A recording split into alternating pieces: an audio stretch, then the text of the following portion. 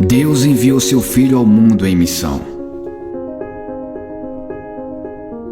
Mas a missão não ficou restrita ao Filho. Logo após a sua morte e ressurreição, ele disse aos seus discípulos: "Como o Pai me enviou, eu também vos envio."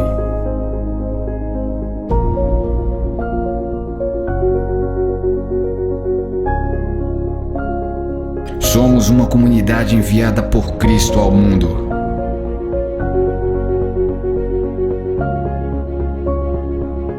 Durante todo o seu ministério terreno, Cristo estendeu suas mãos aos necessitados. Deu de comer a quem tinha fome, curou os enfermos, restaurou a alegria dos enlutados, trouxe de volta a esperança. Assim também como o corpo de Cristo, temos as nossas mãos erguidas aos que vivem em vulnerabilidade. Somos uma comunidade envolvida no processo de transformação social. Cristo morreu numa demonstração máxima do amor de Deus e morreu de braços abertos, pronto para acolher os que crescem no seu sacrifício. Inspirados e motivados em seu amor, colocamos-nos também de braços abertos como igreja em acolhimento e cuidado. O Evangelho é a boa notícia de que Deus estava em Cristo reconciliando consigo mesmo o mundo.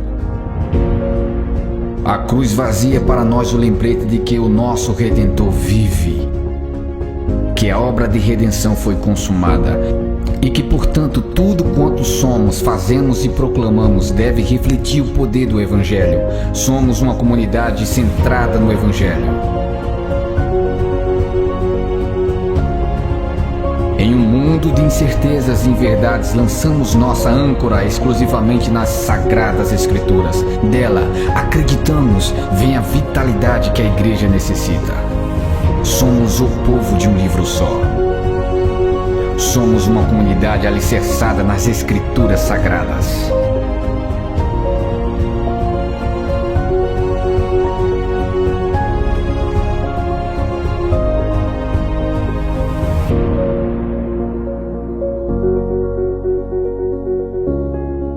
Igreja Presbiteriana de Bonito.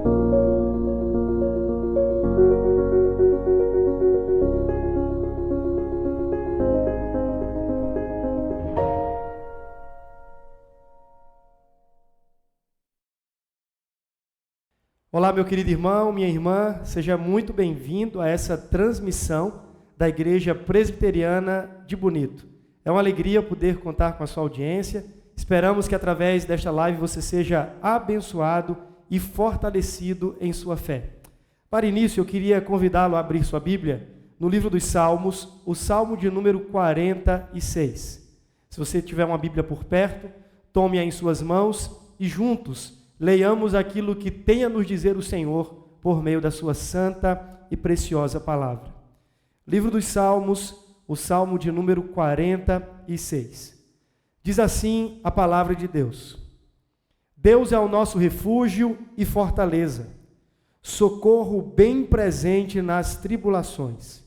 Portanto, não temeremos, ainda que a terra se transtorne e os montes se abalem no seio dos mares, ainda que as águas tumultuem e espumejem, e na sua fúria os montes se estremeçam.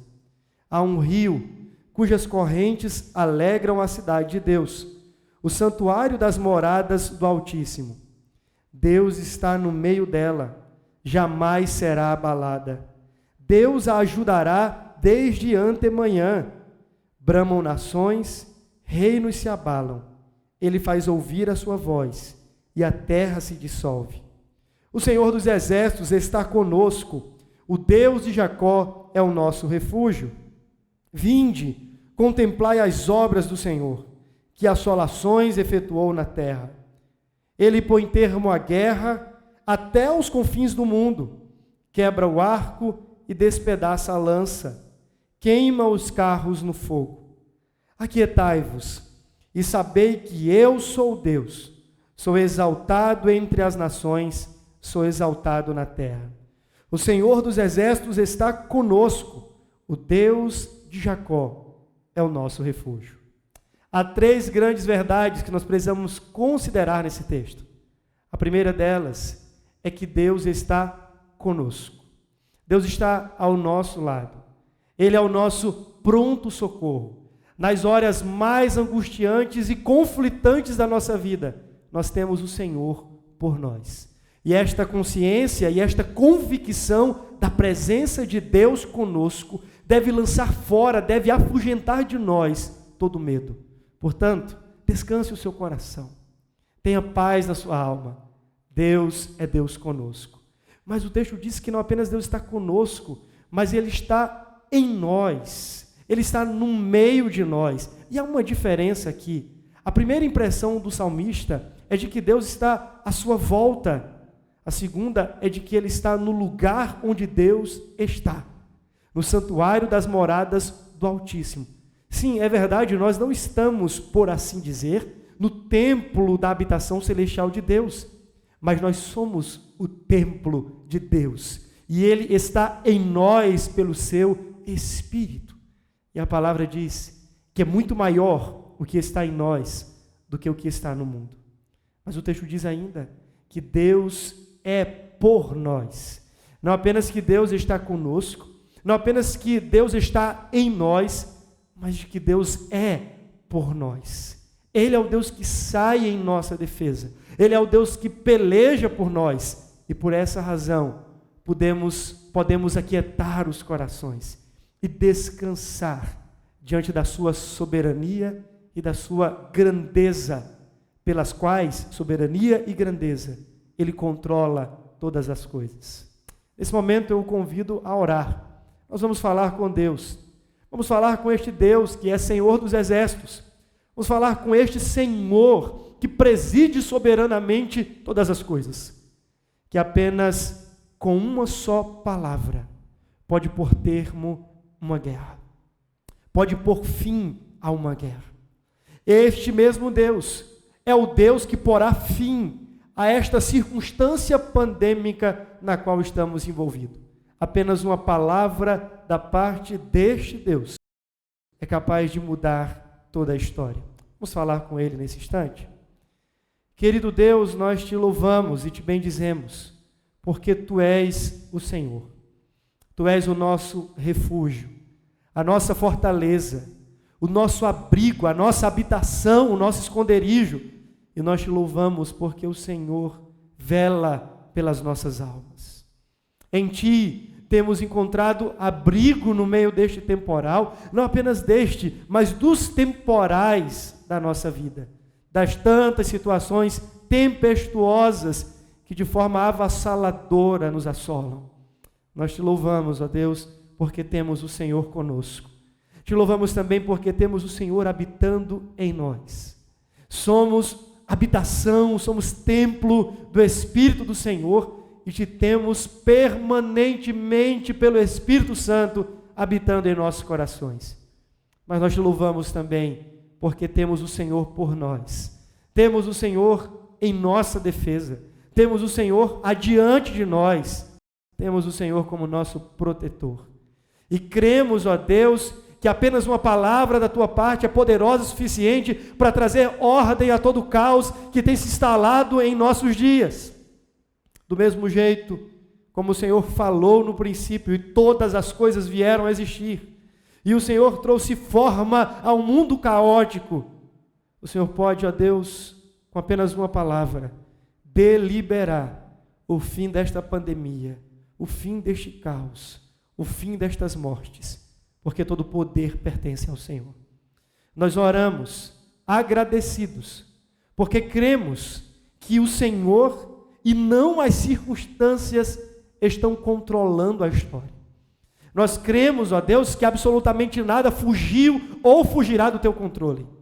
Crendo assim, rogamos que os nossos corações sejam aquietados e que à medida em que nós confiarmos em Ti, que o Senhor nos dê a provar do descanso que vem de Ti. É a nossa oração No nome de Jesus. Amém. Nesse instante nós vamos continuar adorando ao Senhor, só que desta feita com alguns cânticos espirituais. Eu convido aí da sua casa ou de onde você estiver a participar conosco deste momento de cânticos espirituais, rendendo graças ao Senhor. A Bíblia diz que todo ser que respira deve louvar ao Senhor. Louve ao Senhor, portanto, juntamente conosco.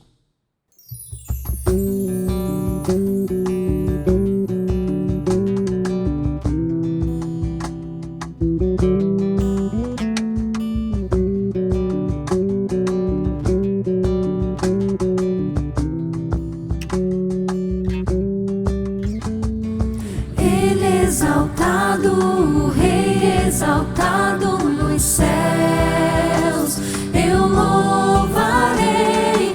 Ele exaltado para sempre, exaltado seu nome, louvarei.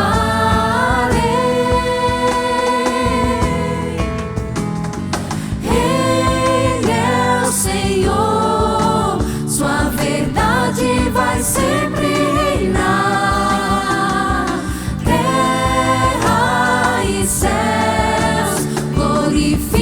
O seu santo nome, Ele exaltado, o Rei exaltado nos céus.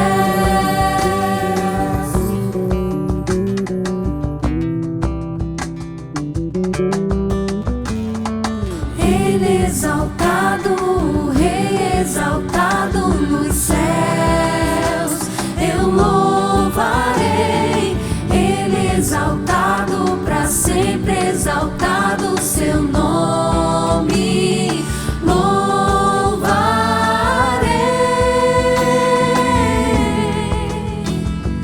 Ele é o Senhor, sua verdade vai sempre reinar. Terra e céus glorificam o seu santo nome. Exaltado, o Rei exaltado nos céus. Ele é o Senhor, sua verdade vai sempre reinar. Terra e céus glorificam seu santo nome. Ele exaltado, o Rei exaltado nos céus. Ele exaltado, o Rei exaltado nos céus. Ele exaltado, o Rei exaltado. Ele exaltado, o Rei exaltado. Ele exaltado, o Rei exaltado nos céus.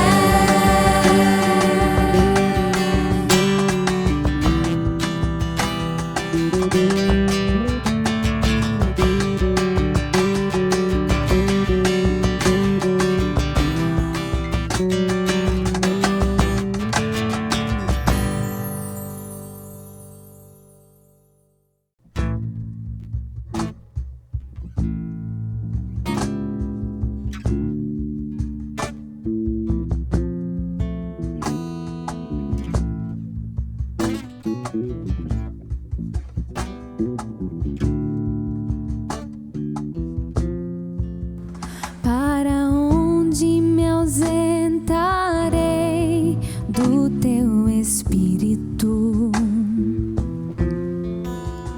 ou da tua face, enfim, Senhor bendito? Se subir aos céus, lá tu estás. Se fizer a minha cama o mais profundo abismo, lá também estás, lá também estás. me puseste em tuas mãos. Tal ciência é para mim maravilhosa, maravilhosa. E não há nada aqui que me arranque das tuas mãos maravilhosas, maravilhosas.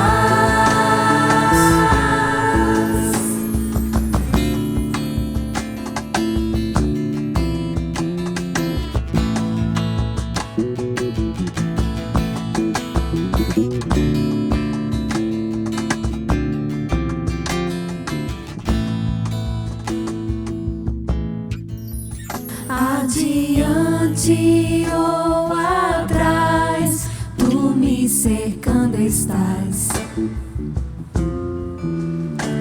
Conheces cada passo, onde firmo os meus pés. Se distante me detenho nos confins dos mares, se me perco na mais dessa noite, lá também estás, lá também estás. Me puseste em tuas mãos, tal ciência é para mim maravilhosa, maravilhosa. E não há nada aqui que me arranque das tuas mãos maravilhosas, maravilhosas. Me puseste em tuas mãos, tal ciência é para mim maravilhosa, maravilhosa. E não há nada aqui que me arranque das tuas mãos maravilhosas, maravilhosas.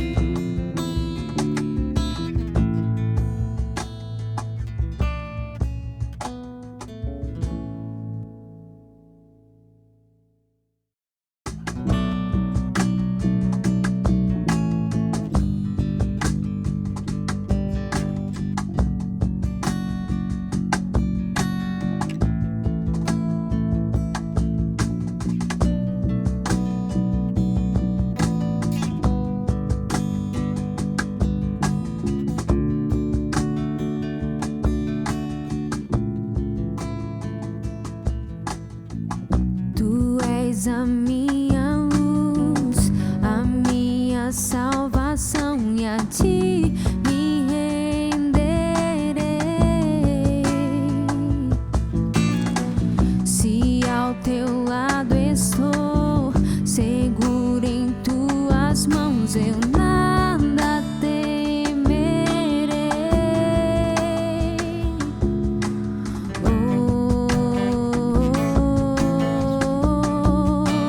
Tu és santo, ó Senhor.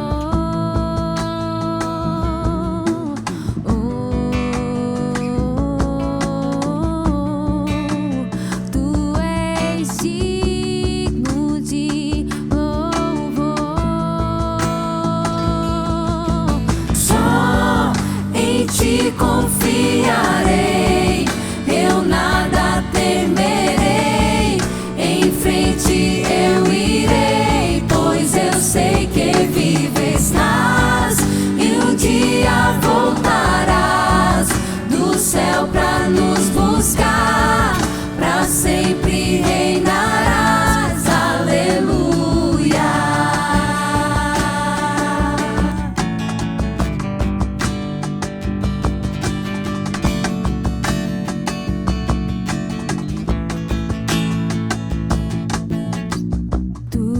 és a minha luz, a minha salvação, e a ti me renderei.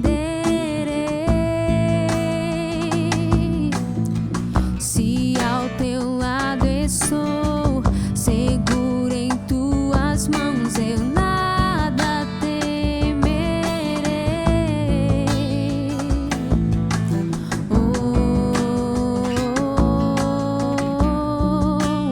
Tu és santo, ó Senhor.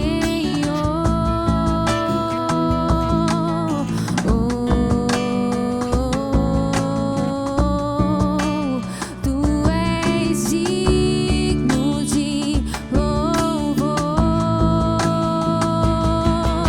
Só em ti confiarei, eu nada temerei.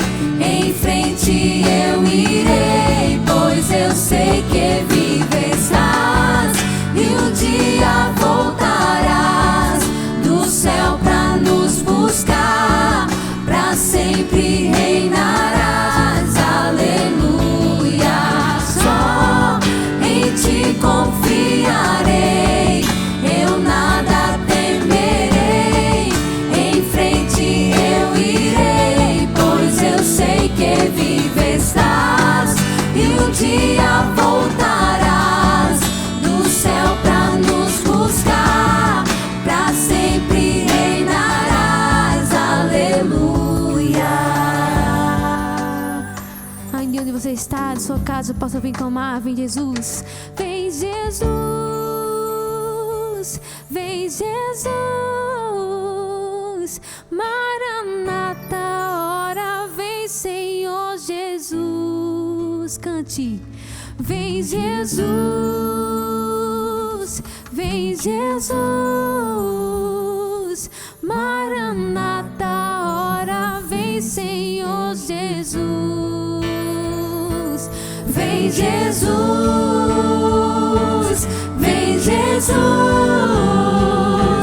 Maranata, ora vem Senhor Jesus. Vem Jesus, vem Jesus. Maranata, ora vem Senhor Jesus. Só em ti confiarei, eu nada temerei.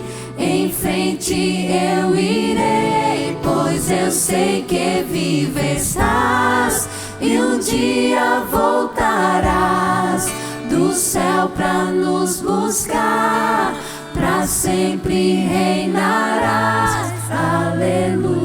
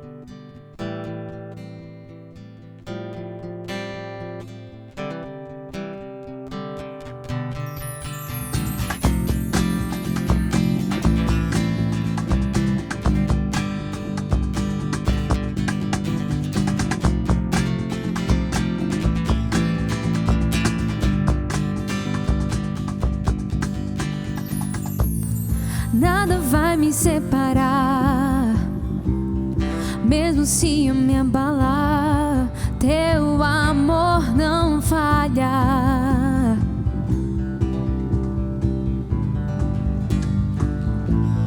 Mesmo sem merecer, tua graça se derrama sobre mim. Teu amor não falha.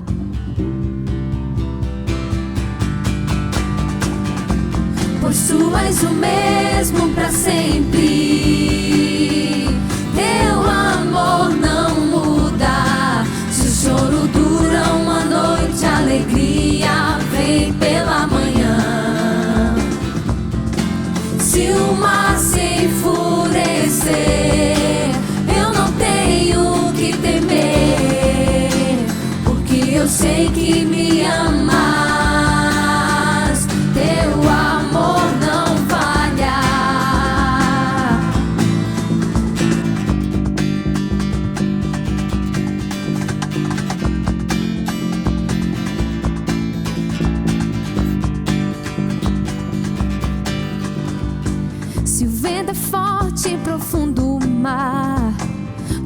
presença vem me amparar, mas teu amor não falha.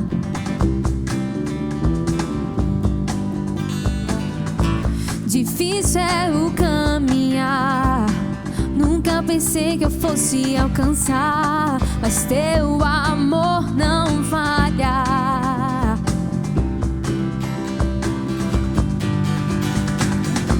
Pois tu és o mesmo pra sempre, teu amor não muda. Se o choro dura uma noite, a alegria vem pela manhã. Se o mar se enfurecer, eu não tenho que temer, porque eu sei que me amas. Pois tu és o mesmo pra sempre, teu amor não muda. Se o choro dura uma noite, a alegria vem pela manhã. Se o mar se enfurecer, eu não tenho que temer, porque eu sei que me amas. Teu amor não falha.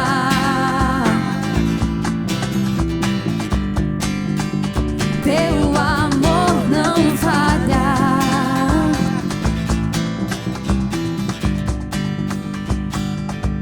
Tu fazes que tudo coopere para o meu bem. Tu fazes que tudo coopere para o meu bem. Tu fazes que tudo coopere para o meu bem. Tu fazes que tudo coopere para o meu bem. Sim, sim, tu fazes que tudo coopere para o meu bem. Tu fazes que tudo coopere para o meu bem. Pois tu és o mesmo pra sempre, teu amor não muda. Se o choro dura uma noite, a alegria vem pela manhã. Se o mar se enfurecer, eu não tenho que temer, porque eu sei que me amas. Pois tu és o mesmo pra sempre, teu amor não muda. Se o choro dura uma noite, a alegria vem pela manhã. Se o mar se enfurecer, eu não tenho que temer, porque eu sei que me amas. Teu amor não falha.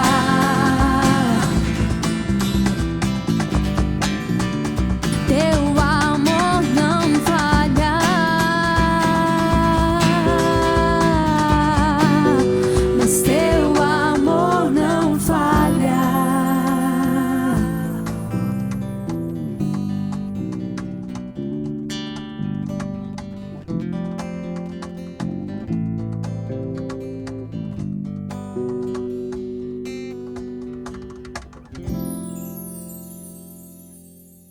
Como é bom louvarmos a Deus, como é bom podermos cantar a este Senhor, que é tão presente e tão cuidador para conosco. Nesse momento nós iremos orar mais uma vez, pedindo a Deus que por sua graça fale conosco. No culto nós falamos com Deus, mas também Deus fala conosco. Por essa razão, peça ao Senhor nesse momento, juntamente comigo, que fale à sua alma. Que você seja provocado e encorajado pela palavra de Deus. Entenda, esta palavra não é para o seu vizinho apenas, nem para alguém que talvez você haverá de lembrar durante o sermão. Essa palavra é primeiro e pré-mente para você. Deus quer falar com o seu coração. Deus quer direcionar a sua própria vida.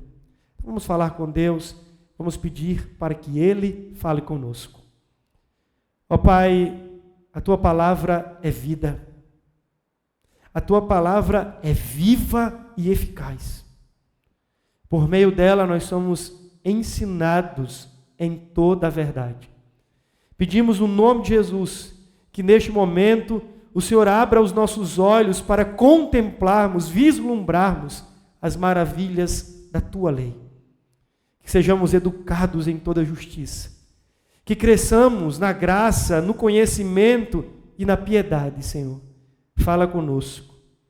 Que este texto encontre as nossas vidas e faça sentido e ganhe um espaço na nossa própria experiência de viver. Que não seja apenas a história do passado, mas que seja a vontade do Senhor alcançando a nossa história no tempo presente. Nós oramos assim no nome de Jesus e para a glória dele. Amém. Eu quero convidá-lo a mais uma vez, juntamente comigo, você abrir sua Bíblia no livro do profeta Ageu. Você que me acompanha pelo YouTube ou que me ouve pela Rádio Verdade FM, participe desse culto. Seja um agente ativo nesta transmissão, não apenas me ouvindo como espectador, mas participando, lendo a palavra, cantando juntamente conosco. Nesse momento você pode, da sua casa, de onde você estiver, quem sabe em algum local de trabalho, não sei, mas de onde você estiver, você pode participar ativamente dessa transmissão. Portanto, abra comigo sua Bíblia no livro do profeta Ageu, capítulo 1. E a priori nós leremos do versículo 1 até o versículo de número 11. O livro de Ageu está lá no Antigo Testamento. Ageu é um dos profetas menores. Certamente não é um dos livros mais fáceis de ser encontrado, mas você consegue. Ageu, capítulo de número 1, do versículo 1 até o versículo de número 11, nos diz assim a palavra do Senhor.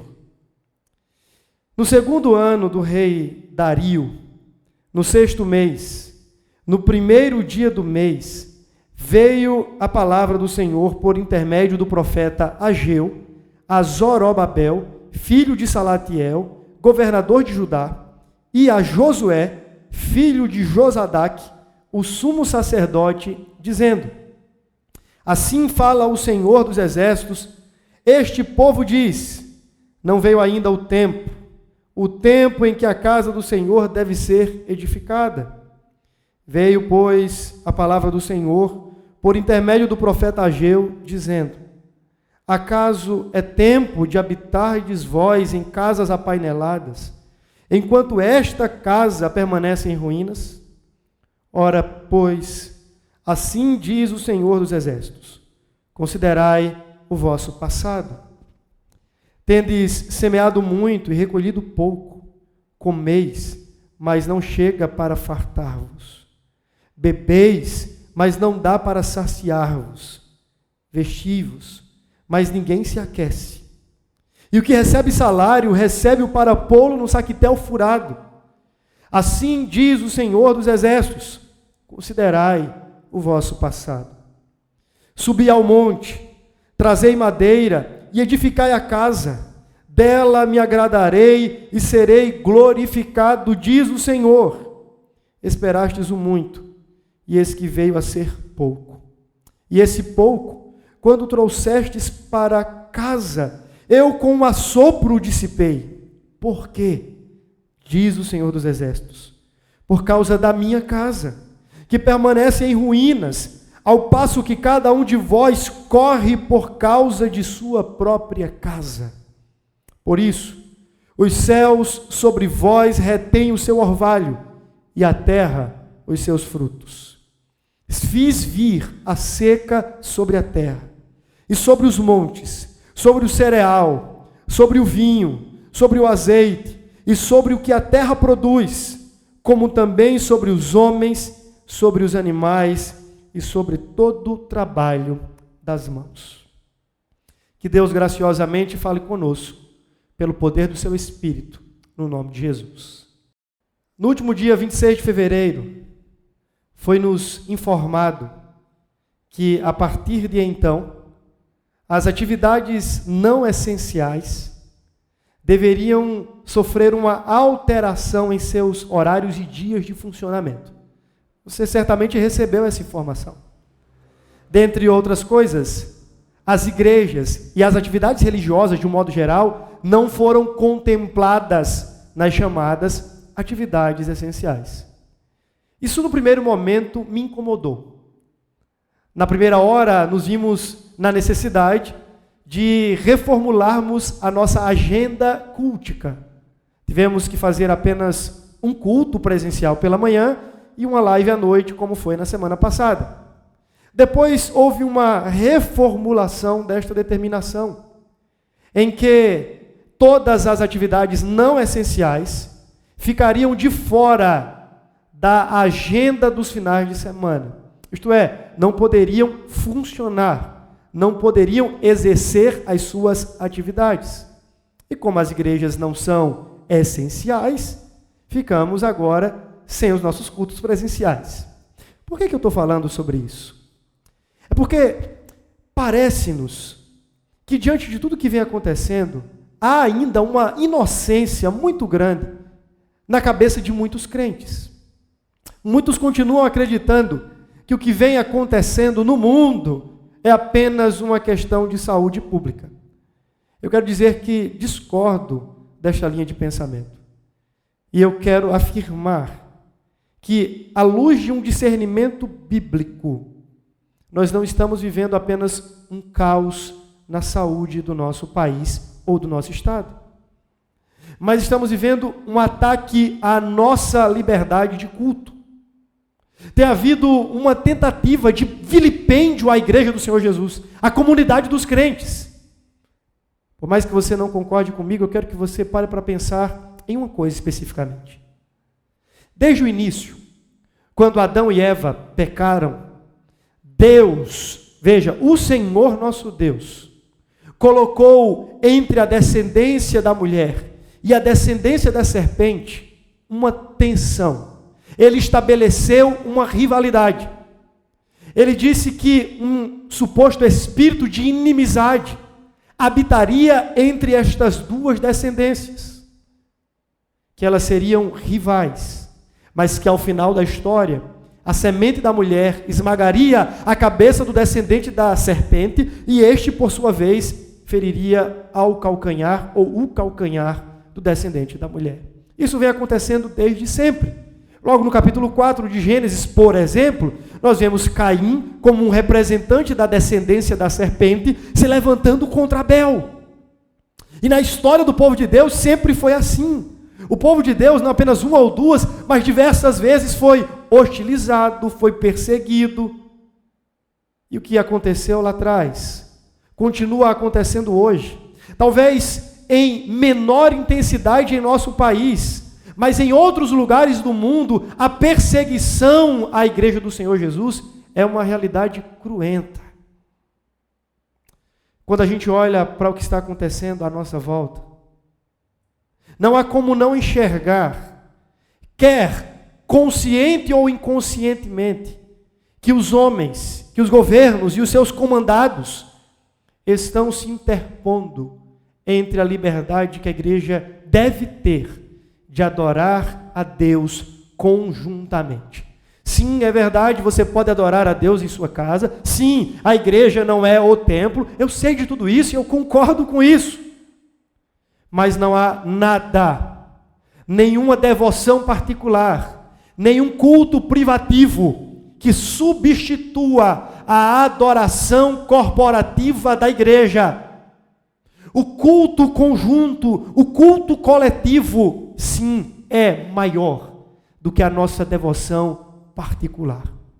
Eu estou falando que, à luz da Escritura, a adoração comunitária é fundamental e é essencial para uma espiritualidade saudável, para o desenvolvimento e a nutrição da fé dos eleitos de Deus.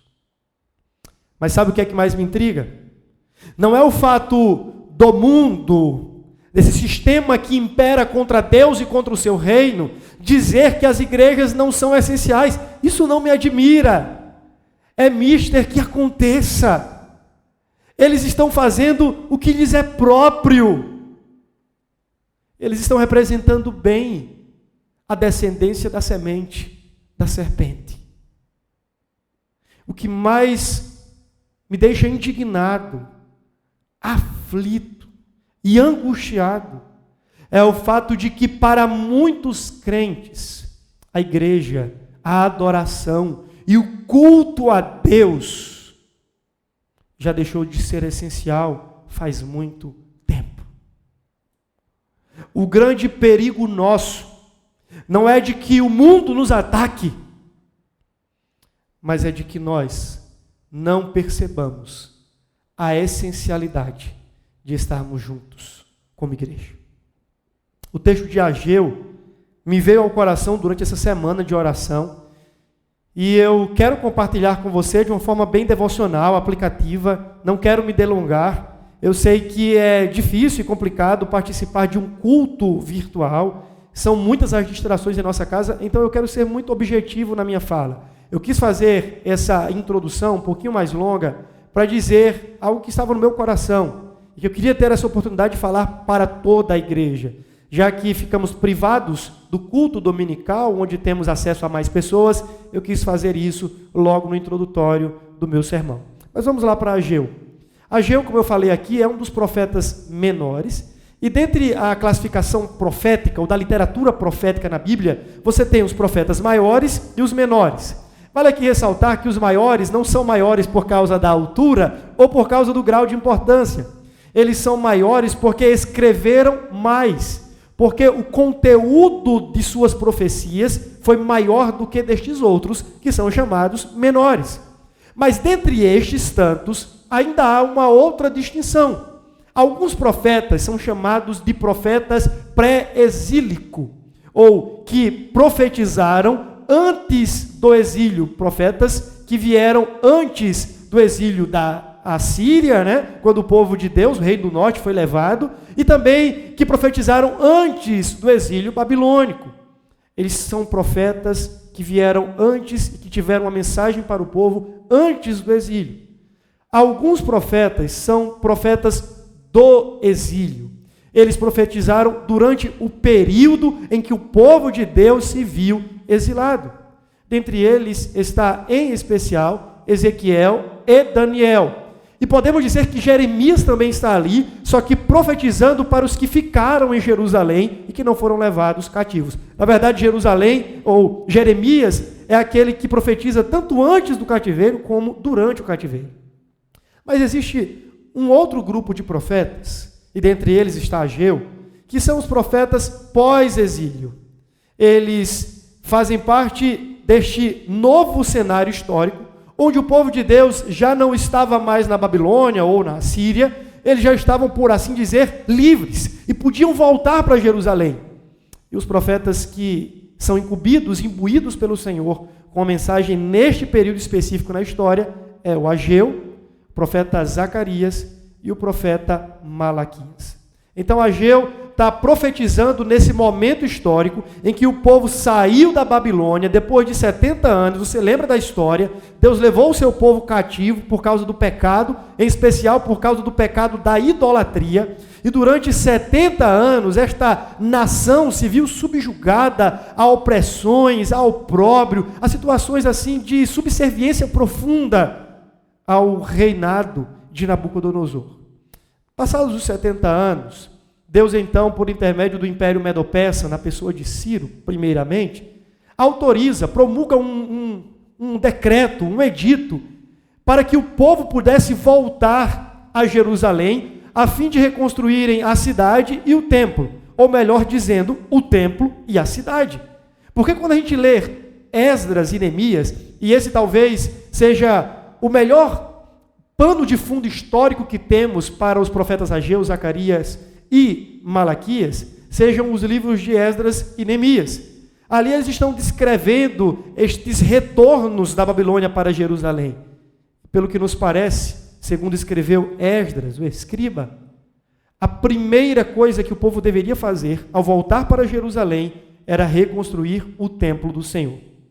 Para nós, talvez chegando numa cidade destruída, muros derribados, portas queimadas, a infraestrutura caótica, nada se sustentando, talvez nós aplicássemos os nossos recursos e esforços para qualquer outra direção. Mas Deus dá uma ordem e dá um comando a Zorobabel, governador, para que nesta primeira leva o templo fosse reerguido, fosse levantado. Por que isso acontece? Isso estabelece para a gente um princípio, um critério de prioridade, em que para Deus o que mais importa neste mundo é a adoração do seu nome. Sim, nós podemos fazer muitas outras coisas para Deus, mas nada mais significativo do que adorar ao seu nome. A adoração a Deus é então a causa primeira, o propósito fundamental, a razão de ser, o motivo pelo qual a igreja e todas as coisas foram criadas. Por isso, o templo primeiro, a cidade depois. Essa é uma regra que Deus estabelece. O templo e depois a cidade. Então, se há alguma coisa que precisa de urgência em nossas vidas, é o altar, é o lugar da nossa adoração para com Deus. Mas eu quero ir um pouco adiante. E quando o povo volta para Jerusalém, eles encontram uma cidade devastada. E ali haviam novos moradores. Os samaritanos estavam ocupando boa parte do território de Jerusalém. E então o povo se vê diante de uma ameaça. Os samaritanos, no primeiro momento, tentam oferecer uma aliança, são rejeitados, porque os judeus viam os samaritanos como impuros, por razões até sinceras e válidas, e legítimas. Mas depois de serem recusados, os samaritanos então enviam cartas para os persas, para o Império Medo-Persa, para que então aquela obra fosse embargada. E eles foram atendidos. O trabalho parou. Mas não parou por um dia, por um mês ou por um ano. Alguns dizem que foi de 15 a 16 anos que a casa do Senhor permaneceu em ruínas, com talvez apenas um fundamento, como está registrado lá em Esdras.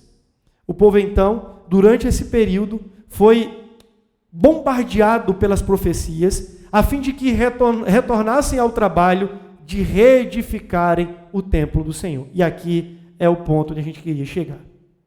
Veja, o povo está em suas casas, como o presbítero Levi até falou na última sexta-feira, num tipo de pandemia espiritual, desgostosos, desanimados, desencantados pela adoração. Entretanto, quando questionados e arguidos pelos profetas, eles davam desculpas, como muitas vezes nós o fazemos. O profeta Ageu diz assim: por que vocês não voltam-se para a reconstrução do templo? O que vocês estão fazendo aí, parados em suas casas, acomodados? E o povo dizia assim: Senhor Ageu, não é chegado o tempo, não é chegada a hora. Isso talvez tinha um cunho teológico.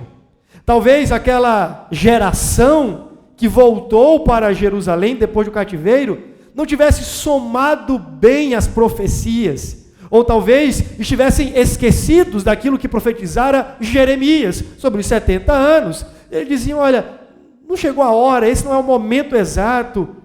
Mas, na verdade, o tempo já era chegado.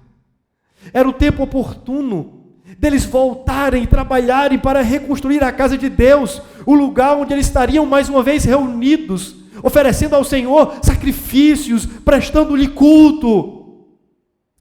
Mas o espírito de procrastinação, talvez por um erro na interpretação das profecias, ou por acomodação apenas, os levava a responder à profecia de Deus com a frase: ainda não é chegado o tempo. Eu quero fazer aqui uma paráfrase desse texto e trazê-lo para os nossos dias, me valendo dele como uma metáfora para aquilo que a gente está vivendo. Sim, muitas pessoas estão em suas casas, e nós voltamos com os cultos, não sei ao certo há quantos meses atrás, mas alguns continuam dizendo: ainda não é chegado o tempo, Não é chegada a hora, aqui a gente está esperando, quem sabe a vacina, aí sai uma vacina, não, a outra vacina, depois a outra, quem sabe a Organização Mundial de Saúde definir ou determinar que agora o Brasil é um lugar assim de um tipo de imunidade em massa. Sei lá o que pode estar passando no coração de alguns, mas fato é que muitos seguem dando desculpas para Deus.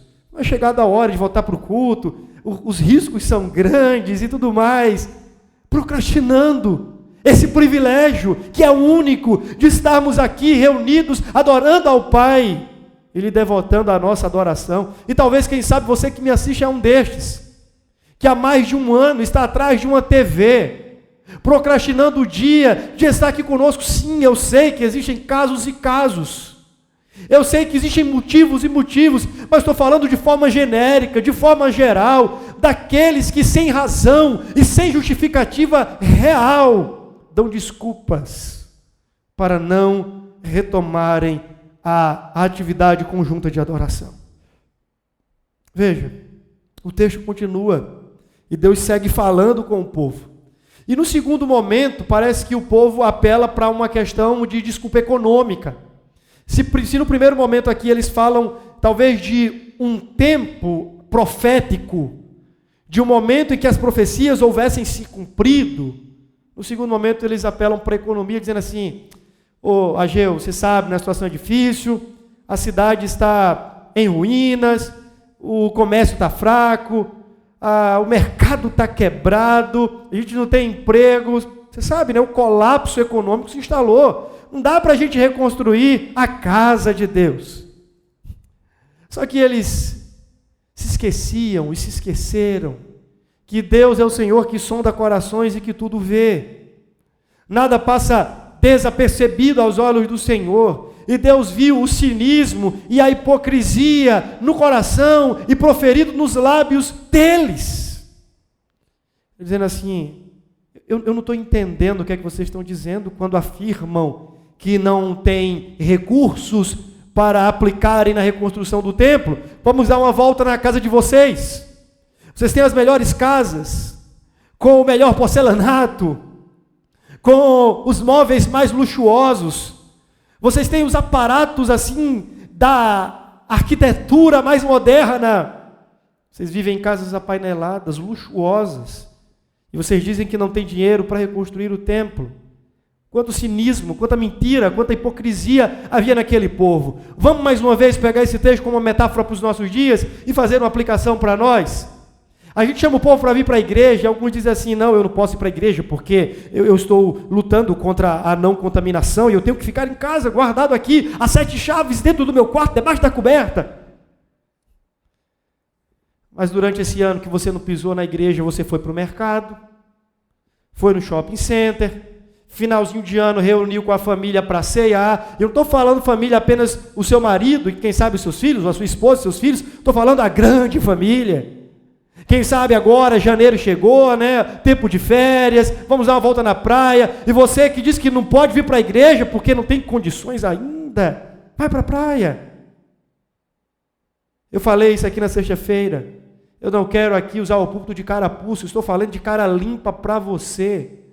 Eu quero que você entenda que Deus sabe da sua vida, Ele vê por onde você anda, Ele conhece o cinismo, a mentira e a hipocrisia que você tem trazido no coração. Por que você não pode vir para a igreja se você está em todo canto?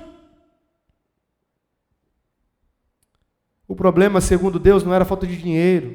E eu digo para você, o seu problema não é medo de contaminação, o seu problema é frieza espiritual profunda, meu amigo.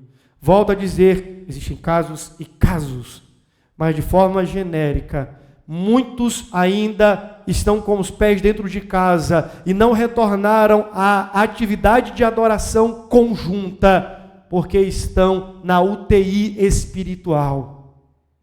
Este é que é o grande problema. Fica na casa, acostumou, agora é vendo TV, ao invés de assistir o culto, ou de estar presente no culto, talvez assim, zerando as séries da Netflix, passando horas nas redes sociais. Deus lhe vê, meu amigo.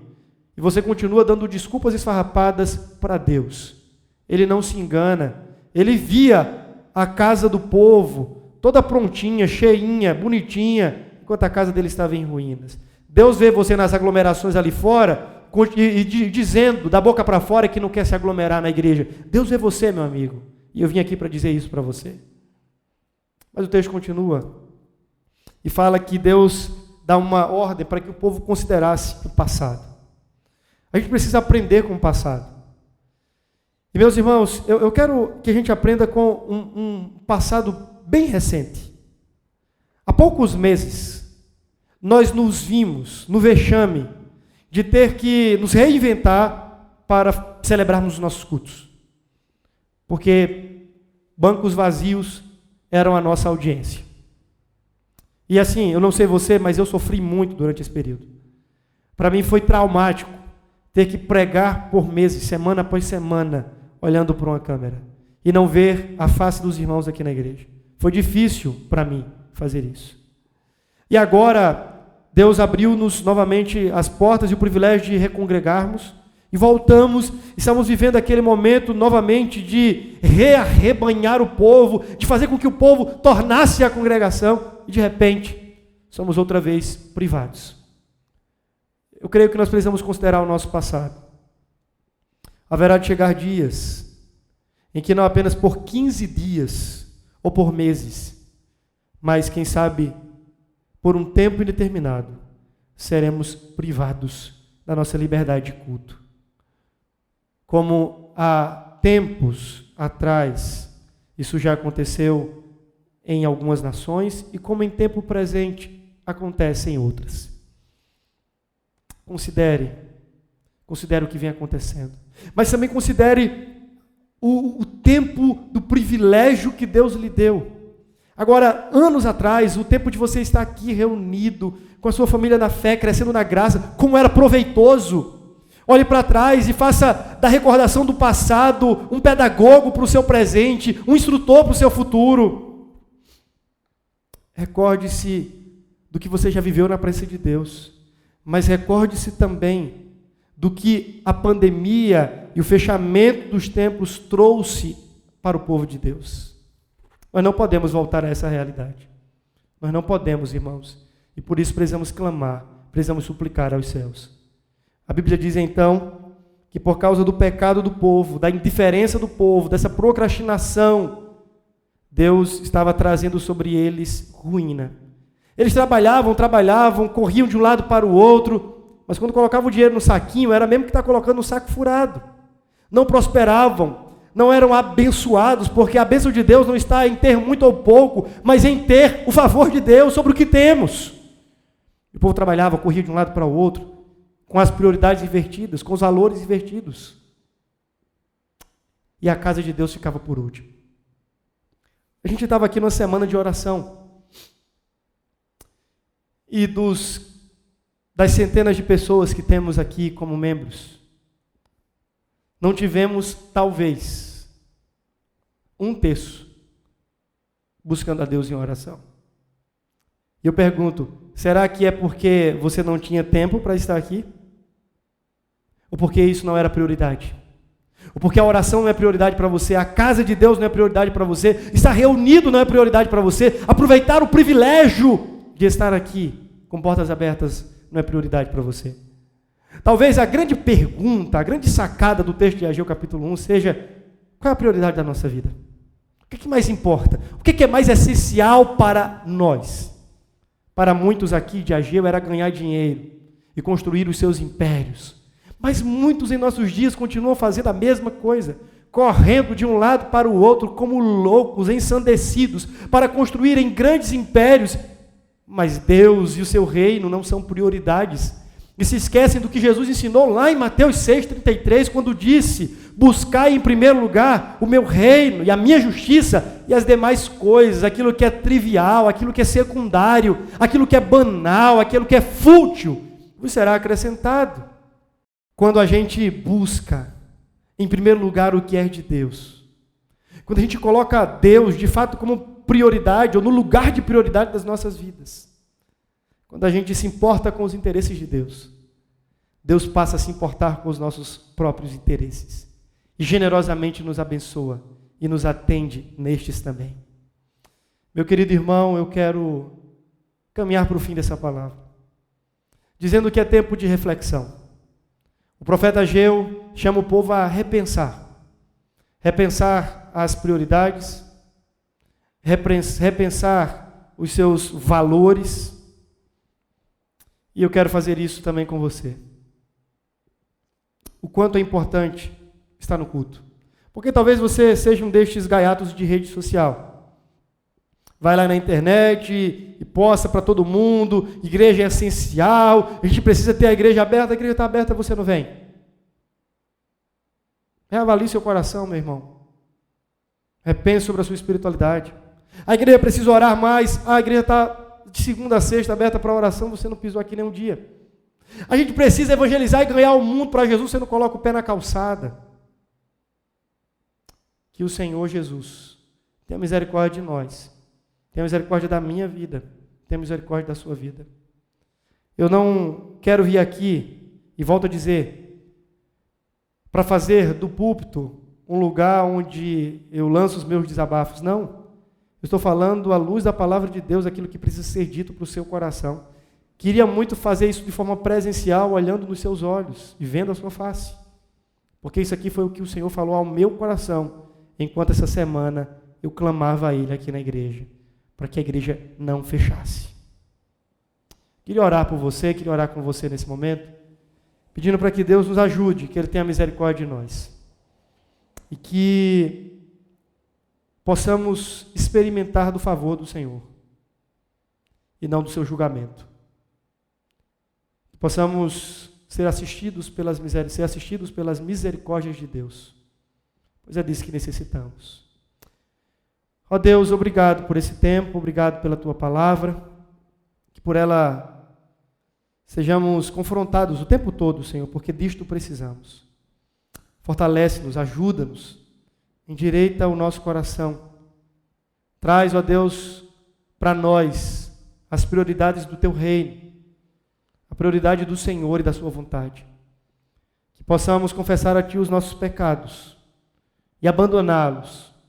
Que a partir de hoje, de agora, assumamos um novo compromisso com o Senhor.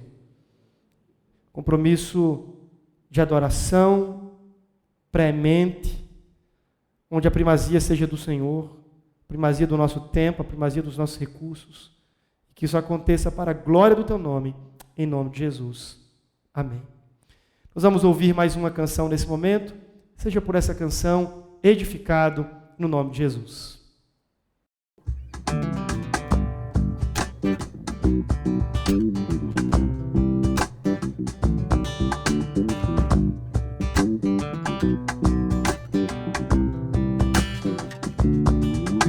Os reis da terra se prostrarão ante a Ti, Senhor. Sim, os poderosos virão a Ti e confessarão o Teu poder, Senhor. Não apenas de palavras, reina hoje. Não apenas de palavras, reina hoje. Reina hoje, reina hoje entre nós, Senhor. Reina hoje, reina hoje, reina hoje entre nós, Senhor. Os reis da terra se prostrarão ante a Ti, Senhor. Sim, os poderosos virão a Ti e confessarão o Teu poder, Senhor. Não apenas de palavras, reina hoje. Não apenas de palavras, reina hoje. Reina hoje, reina hoje entre nós.